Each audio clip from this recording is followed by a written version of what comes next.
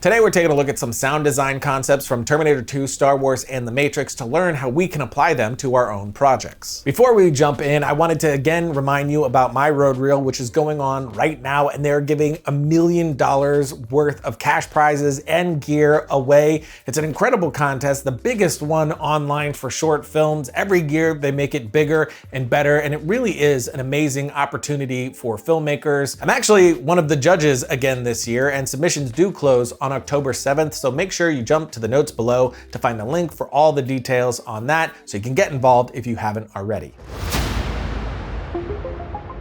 I've said it plenty of times that sound is something that's massively important to me and something that I think is more important than the visuals in any film, but we haven't gone too much into the art of cinematic sound yet. Thanks to my friend Mike James Gallagher, we are going to be doing that a lot more starting today with what sound design is and how you can use it to better your stories right now. Mike wrote this episode and is a fantastic sound designer who has worked on features, commercials, and docs, including the new Netflix project Song Exploder. He also has a really great channel of his own called INDEPTH Sound Design, which we're going to be referencing a lot. But like Mike says, when people hear the phrase sound design, they tend to think Star Wars, lightsaber hits, laser blasters, spaceship explosions. You get the point. These momentary on-screen sounds are known as hard effects. And in most films, you'll more often hear unassuming hard effects like a door closing or a car pass by. They're typically things on screen making a sound for a short period of time, but that doesn't mean hard effects can't have depth. When sound design is executed perfectly, it's much more than just ear candy. It's a narrative device with infinite potential. To illustrate that,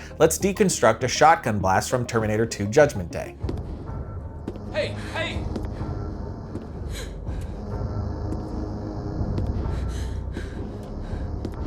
Get down.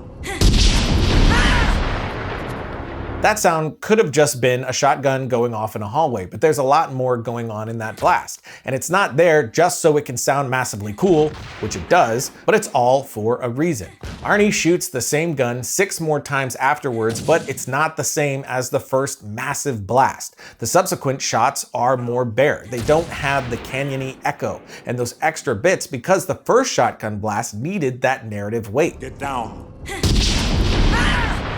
We, as the audience, have some revelations when that shotgun is first fired. 1, we see the first literal collision of the Terminator searching for John Connor. 2, Arnold wasn't trying to kill John. 3, the cop that we had that weird feeling about is probably a bad guy. And 4, that bad guy cop is probably made of liquid metal. For all those reasons, that first shotgun blast was important. That first shotgun blast needed its close-up and sharp focus. The thoughtful, layered sound design smacked a huge exclamation point on that turning point in the story. And you can't just tack on this kind of impactful sound design in post-production as an afterthought. In most cases, it's in the writing, the staging, the editing of the scene which allows for that kind of layered, meaningful sound design to happen. It's important to know that most great sound moments are actually born from the writing and directing. It's a whole other topic that we can cover another time.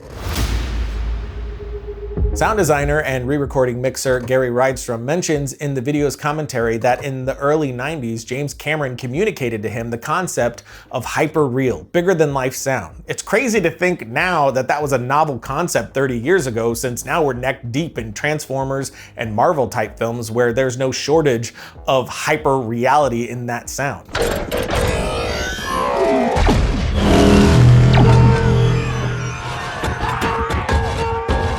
But you can have a damn good time with ordinary sounds too. A couple years ago, Mike interviewed sound designer Mark Mangini, who won an Oscar in 2015 for supervising the sound on Mad Max Fury Road. His resume is incredible, and you might think that Mike jumped right to asking him about the flame-throwing guitar or Furiosa's war rig, but Mike was a lot more excited to talk to him about doors. As Mike puts it, a door is a ubiquitous object, but it's also one of the more diverse and complex mechanical devices we interact with every day. Because of those mechanics, we can use a door as an opportunity to express ideas and emotions. Mike knew that mentioning the doors to him would get him excited and elicit a great response. It's funny because you'd think that sound designers and sound editors would obsess about the big stuff. But I can tell you that when we geek out in private, we talk about door closes and how hard they are to get right and all the sort of emotive qualities that you can kind of trowel into the sound of a door. There is, of course,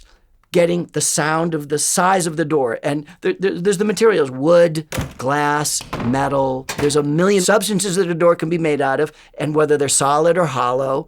Do they resonate or not resonate? And the doorknob itself, that's 3 hours of editing just on its own of, is it a brass doorknob? Is it a glass doorknob? Is it a latch and release? Is it a constant spring mechanism? There's so many intricate sounds built into the side of that. And of course, if it's a horror film, how much do you want to highlight all the little intricacies of the mechanics? Because that's part of the selective focus idea of sound, is how much do you want to get into the sort of the granularity of the mechanics of the mechanism. And then, of course, there's a whole nother universe of to creak or not to creak. It's sadly a trope that every door in a movie has a creak on it. It shouldn't. But when you get to have made the decision that a door should creak, there's a universe of creaks that you can put in. And do you keep the creak for the entire swing of the door? Or do you just imply it at the very beginning and lose it at the end? You do a deep and substantive like wooden door in a haunted house? Or do you have that nice light sort of closet door, that sort of very pleasant and friendly creak that happens on most little lightweight hollow core doors? The speed at which they close, it's very difficult to get that matching perfectly in sync when you're post-syncing that sound. Now, there's the whole subtext of what are you opening that door into, and what sounds are released when you open the door? What's behind that door? Is it dark or is it lit? Do you if it's a haunted house, you have some kind of breathy sound? Or does it open you up into a new world that the character didn't expect? What sounds of machinery or nature are behind that door that you want to introduce or diminish when you close the door? If you looked in our library, you would find, if you typed in door, you'd probably get more returns than you would on, I don't know, automobiles or something. We were obsessive about doors. And that clip is from a much longer video from Soundworks Collection and Pro Sound Effects, which you should absolutely check out. Links in the notes below. Now, it was probably already pretty obvious to you that sound design could be a lightsaber or a T-Rex roar, but if you think about sound design as having an arc over a certain period of time, we're now getting into the scope of what sound design actually is. Sound design is everything you hear. And that's actually the first definition of sound design according to Walter Murch, who was the first person ever credited as sound designer. It wasn't until later that sound design started meaning the creation of sounds that we've never heard before. But let's take a look at this hand-to-hand combat scene from Terminator 2, which is chock full of badass yet thoughtful sounds.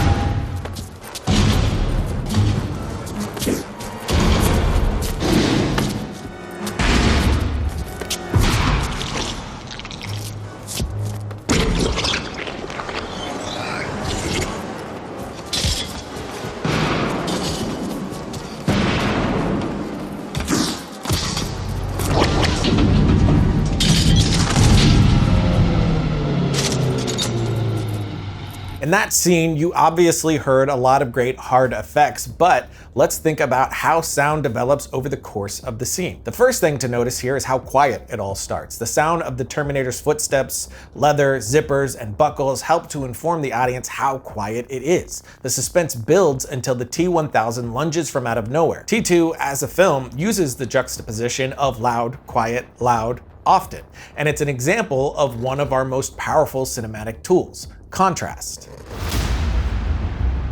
You can't have an effective loud moment without a quiet moment. The most powerful chorus of a song comes after the stark, quiet verse. The most terrifying sound in the world can be made even more spine-chilling if there was a pleasant, soothing wind right before it. Another sound detail is what isn't in the scene. There's zero dialogue. But not only is there no dialogue, but there aren't even any sounds of efforts.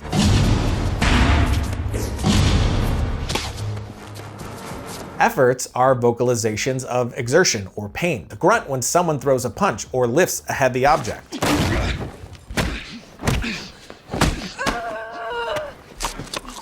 What we don't hear in the scene is also really important and tells us things about the characters and the story. Cyberdyne, the company that created the Terminators, got some things wrong when programming these machines. When they exert themselves, they don't vocalize, they don't scream out in pain, they don't pant in exhaustion. Do Terminators even breathe?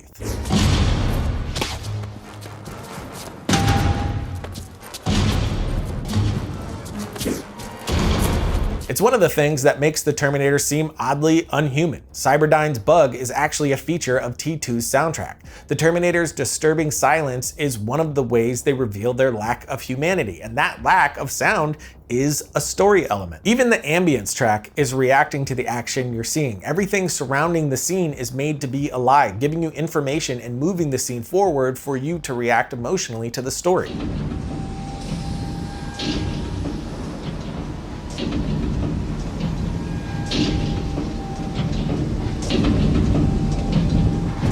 As the things get more weird and more intense in the scene, so does the environment. Those environmental sounds are also foreshadowing the mechanical clunking of the gears that the T-800 ultimately gets trapped in. It's a smooth and invisible transition, much like the music in a film. The audience shouldn't notice when it's entering or exiting a scene. We want it to gently manipulate our emotions without our detecting the scenes. Walter Murch said it best. The visual material knocks on the front door. Sound tends to come in the back door, or sometimes even sneak through the windows or through the floorboards. You may be familiar with this image that made the internet rounds a few years back. The image contains a frame of every shot in the James Bond film Skyfall. When you see those frames together in a single image, a hidden pattern in the film cinematography and color grade reveals a clear and deliberate visual arc that is expressed over the course of the film. Although less obvious, sound design can communicate with a similar aural arc. Though, of course, waveforms don't really give us the best example of this. A better example is from the film The Matrix. The film's sound designer, Dane Davis, talks about how the sound design of the fight scenes, the whooshes, the punches, the kicks, the impacts over the course of the film created its own arc. He said he wanted to have a developmental arc from the first fight to the last fight so that they didn't use up their whole arsenal of sound effects right off the top with that first training fight. They kept it deliberately very restrained and pretty naturalistic.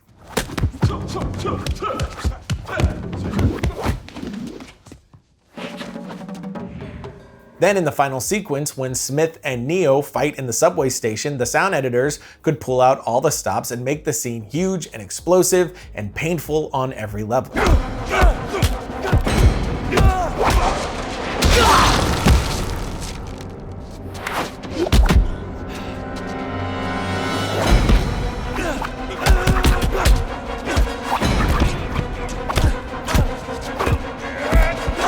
Mike has a post on his in-depth Instagram that dives deeper into the sound of The Matrix that is definitely worth a watch. Link down there. Now, all of the examples we've used so far are from massive Hollywood blockbusters because these tend to be the films that come to mind when people think about sound design. In fact, every film mentioned so far won an Oscar for either best sound mixing or best sound editing. But only using this type of sound design in massive films doesn't have to be the case. It shouldn't be the case. These concepts work for all films, and really, they're the very essence of cinema. In the original Star Wars trilogy, there's a substantial sound design arc that takes place over the course of all three films. Although you might not notice it, in Episode 4, Ben Burtt and George Lucas noticed that the sound of the lightsaber fights had a musical quality.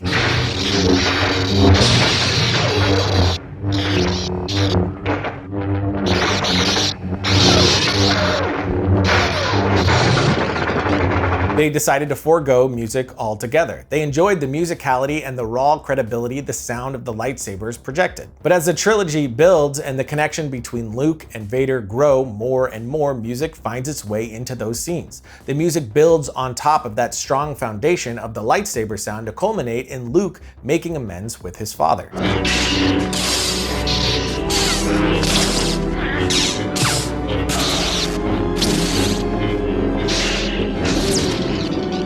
So But don't let sound design limit you to the scope of a moment or a scene or even an entire film. Something similar happened in the Matrix trilogy. No one knew there was going to be 2 more sequels, so sound designer Dane Davis would have to extend the developmental arc of the fight scenes another 5 hours to the end of Matrix Revolutions, at which point they were cutting in cannon blasts and anything else they could to make those hits in the air even more powerful than anything else we had heard in the previous 2 movies.